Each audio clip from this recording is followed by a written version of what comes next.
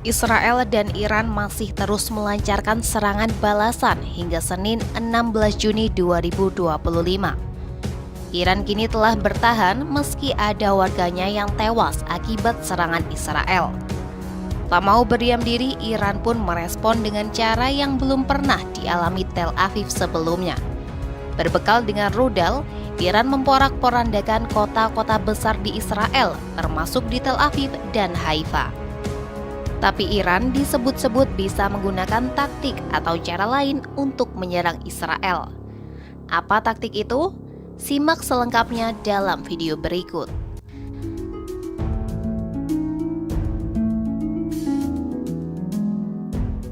Ya, seperti yang sudah disinggung di awal, Iran melawan dengan cara yang belum pernah dialami Israel sebelumnya. Iran membalas dengan melancarkan serangan rudal yang menyebabkan kerusakan dan hancurnya kota-kota besar di Israel. Meski tidak dapat dijelaskan secara pasti, kerusakan dan berapa banyak rudal serta amunisi yang masih dimiliki kedua negara, namun Iran yang diyakini sebagai negara yang memiliki program rudal terbesar di Timur Tengah dinilai dapat melakukan serangan ke Israel selama berminggu-minggu. Waktu tersebut dinilai cukup bagi Israel untuk mengalami kerusakan signifikan yang belum pernah dialami sebelumnya. Iran juga mengungkapkan seberapa efektif rudal-rudalnya yang lebih canggih. Salah satunya adalah rudal Haj Qasim yang mampu menghindari pertahanan udara Israel. Rekaman dari Israel menunjukkan adanya perbedaan dalam kekuatan dan kecepatan dibandingkan rudal-rudal lama yang digunakan oleh Iran. Namun tentu saja, Iran tidak memiliki rudal-rudal canggih ini dalam jumlah yang tak terbatas. Namun jika digabungkan dengan rudal-rudal lainnya yang lebih standar dan ribuan pesawat tanpa awak, Iran merupakan negara yang memiliki kemampuan militer yang cukup untuk menimbulkan kerusakan terhadap Israel.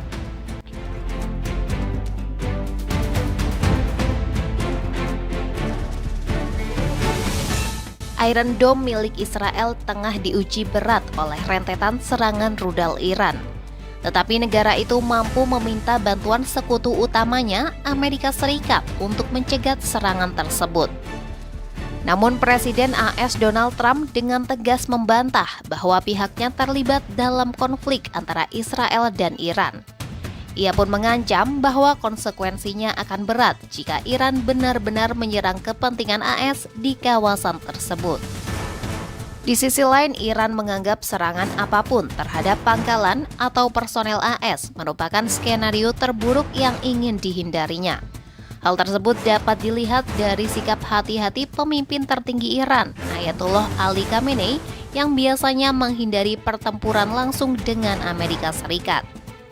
Sebab serangan gabungan Israel dan AS diperkirakan mampu menghancurkan situs nuklir Iran yang paling terlindungi dan memberikan posisi Israel yang jauh lebih kuat.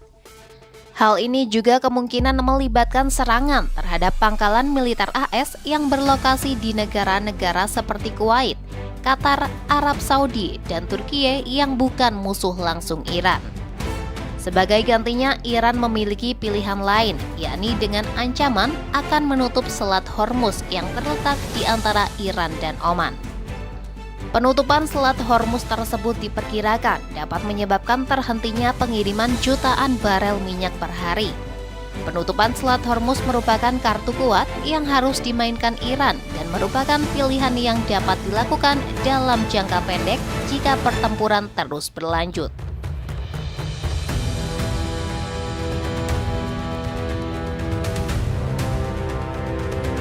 Namun pada akhirnya Iran akan tetap mencari jalan keluar yang akan mengakhiri konflik yang berpotensi meningkat menjadi perang regional melawan dua kekuatan nuklir Israel dan AS. Sebab hal tersebut akan menyebabkan kerusakan yang tak terhitung pada ekonomi Iran sendiri dengan kemungkinan kerusuhan dalam negeri sebagai akibatnya. Iran juga memahami bahwa Israel memiliki batasnya sendiri terkait berapa banyak pertempuran yang dapat ditanggungnya.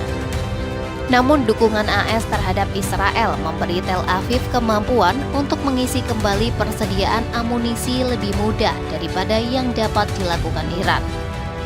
Pemerintah Iran juga menegaskan bahwa pihaknya akan berhenti menyerang jika Israel juga bersedia menghentikan serangannya dan kembali ke perundingan nuklir dengan AS. ما از خودمون دفاع میکنیم، دفاع کاملا مشروع هست، با اقتدار دفاع میکنیم و این دفاع ما در پاسخ به تجاوز هست. لذا اگر تجاوز متوقف بشه طبیعی است که واکنش‌های ما هم متوقف میشه.